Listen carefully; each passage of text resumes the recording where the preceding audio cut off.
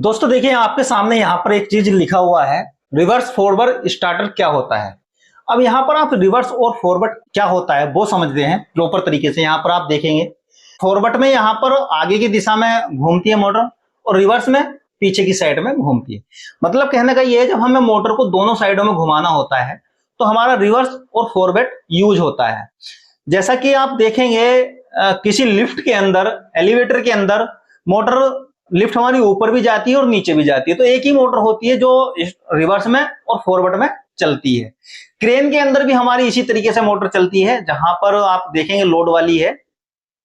पहले नीचे उठाने, किसी सामान को नीचे से उठाने के लिए नीचे रस्सी करनी पड़ेगी, और जब हम ऊपर की साइड में उठाते हैं, वजन को उठाते हैं, तो वहां पर रिवर्स में चलती है। तो मोटर को रिवर्स और फॉरवर्ड में चलाने के लिए क्या चीजें हैं वो समझेंगे। इंटरलॉकिंग कैसे होती है कि आपकी जो मोटर है वो रिवर्स में ही चले और फॉरवर्ड में है तो फॉरवर्ड में ही चले।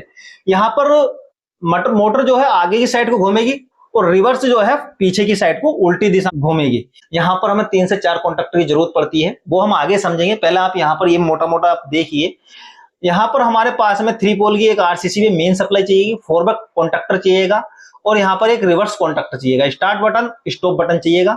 मैकेनिकल लॉक होता है, यहाँ पर देखिए इंटरलॉकिंग होती है मैकेनिकल। टर्मिनल ओवरलोड होता है, यहाँ पर एक लो ओवरलोड भी चाहिएगा। स्टार्ट बटन दबाएंगे, फॉरवर्ड ऑन हो जाएगा, फॉरवर्ड मोटर दिशा में घूमने लगेगी। रिवर्स दबाएंगे तो रिवर्स कॉन्टैक्टर ऑन हो जाएगा, मोटर रिवर्स दिशा में घूमने लगेगी।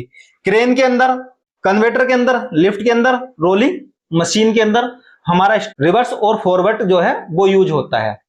अब आप यहां पर एक चीज और देखेंगे, आगे देखिए, आगे चलते हैं। यहां पर main components of reverse forward starter. Main supply या 3 फेस का हमारा यहाँ पर एमसीसी भी लगी हुई है। एमसीबी से यहाँ पर L1 L2 L3 आया है। यहाँ पर T1 T2 3 आउटपुट निकला है। आउटपुट यहाँ पर input L1 L2 L3, output है T1 T2 T3। केम1 कॉन्टैक्टर हमारा फॉरवर्ड दिशा में घूमेगा और जो हमारा ये केम2 कॉन्टैक्टर है रिवर्स दिशा में घूमेगा। ओवरलोड रिले हमारी ओवरलोड के लिए है। पुश बटन स्टार्ट, स्टॉप और स्टार्ट। यहाँ पर 3 बटन इसलिए दिए गए हैं, एक रन के लिए भी यहाँ पर बटन लगा देते हैं। यहाँ चाहिएगा हमें 5 कंपोनेंट चाहिए, छठी हमारी मोटर होगी। एमसीसी भी सुरक्षा पावर के लिए चाहिएगी। 2 कॉन्टैक्टर चाहिए रिवर्स और फॉरवर्ड के लिए। ओवरलोड रिले चाहिएगी, पुश बटन चाहिए और मोटर यहाँ पर आपके लिए चाहिएगी। तो यहाँ आप देखेंगे 3 फेस इंडक्शन मोटर है, 6 टर्मिनल है, U1 V1 W1 U2 V2 W2। ठीक है, अब यहाँ पर एक कंप्लीट वायरिंग समझते हैं। यहाँ पर डायग्राम के साथ में मेन सप्लाई आई है 3 फेस L1 L2 L3। उसके बाद में आउटपुट यहाँ से निकला L1 L2 L3, यहाँ से निकला है। 3 पोल की यहाँ पर एमसीसी भी है। उसके बाद में यहाँ पर फॉरवर्ड कॉन्टैक्टर में गया है, हमारा फॉरवर्ड कॉन्टैक्टर में गया है। मैकेनिकल लॉक यहाँ पर लग गया है। अब यहाँ से L1 L2 L3 आया है, T1 T2 3 निकला यहाँ से। देखिए यहाँ से ये सीधा निकला इधर और इधर से यहाँ पर रिले में गया है, और यहाँ ये वायर यहाँ से गया है, यहाँ से इसमें गया है। ऊपर से यहाँ से निकला वायर यहाँ गया, थर्मिस्टर ओवर रिले में गया, यहाँ से इधर निकला और जब टर्मिनल गया यहाँ पर ऊपर मोटर के अंदर निकल गया। अब रिवर्स और फॉरवर्ड ये दोनों कॉन्टैक्टर क्या करते हैं, हमारा एक फेस इंटरचेंज करते हैं। अगर हमें सीधी मोटर चलानी है तो सीधे कनेक्शन कर देंगे, और जब हमें मोटर को उल्टा चलाना होगा तो एक फेस आपस में चेंज कर देंगे। जो हमारे 3 फेस आते हैं L1 या L2 आपस में चेंज कर देंगे और हमारी जो मोटर है रिवर्स में घूमने लगेगी।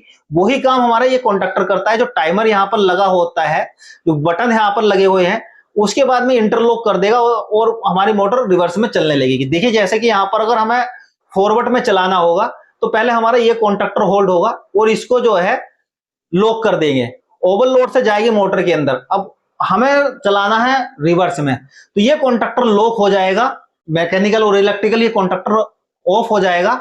उसके बाद में इस कॉन्टैक्टर सप्लाई जाएगी और इसमें ओवरलोड रिले में होकर हमारी मोटर के अंदर चली जाएगी। देखिए डायग्राम यहाँ पर देखेंगे, फॉरवर्ड दिशा में अगर हमें सीधी चलानी है तो 3 फेस सप्लाई U1 U2 और W2 में सीधी जाएगी। ठीक है, और उसके बाद में मोटर फॉरवर्ड दिशा में घूमने लगेगी।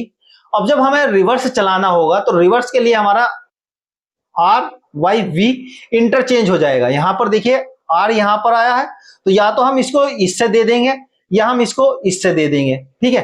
एक आपस में फेस जो है हम यहां पर इंटरचेंज कर देंगे, तो हमारी जो मोटर है वो रिवर्स में घूमने लगेगी। फॉरवर्ड नॉर्मल फेस क्रम से आर बाई बी चलता है, रिवर्स में दो फेस आपस में बदल देते हैं, मोटर की जो रोटेशन है वो बदल जाती है। जैसे हम दोनों फेस आपस में बदलेंगे तो मोटर की जो रोटेशन है वो उल्टी दिशा में घूमने लगेगी। यह केवल पावर सर्किट के ऊपर डिपेंड करता है। अगर पावर सर्किट सही है तो उसके ऊपर ये चीजें डिपेंड करेगी। यहां पर आप समझ गए होंगे कि रिवर्स और फॉरवर्ड कैसे। यहां पर